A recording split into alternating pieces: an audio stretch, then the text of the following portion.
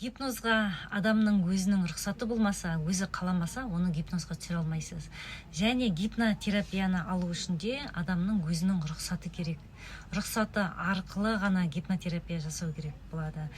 Гипноздағы сендіруде түрлі гипнозға қатысты нәрселердің бәрін адам өзінің қалауымен келіп, өзінің рұқсатын беріп қана, келгенде ғана жасалынатын болады. Және де бұл гипноздағы сендіру, гипнотерапия, бұның барлығына тек қана бір сеанс емес. Мысалы, гипноздағы сендіруге 5 сеанс алу керек болады 30 минуттан. Және бұл бірден нәтижесін бермейді. 20 күннен кейін, 1 айдан кейін, жарты жылдан кейін өзінің нәтижелерін беріп бастайды.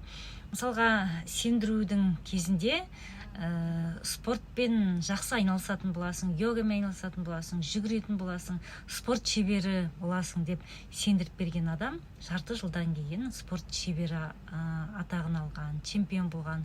Осы сияқты адам өзінің қалауымен келу керек болады. Және оны біліп келу керек, өзі қалап қана келу керек болады. Сондықтан да гипнотерапияның, гипноздың көмегі өте көп. Осымен емделу керек адамдар. Гипнотерапиямен, гипноздағы сендірумен дәрі-дәрмексіз, уколсыз осыны жолға қойып, адамдар көмектерін алса екен деймін.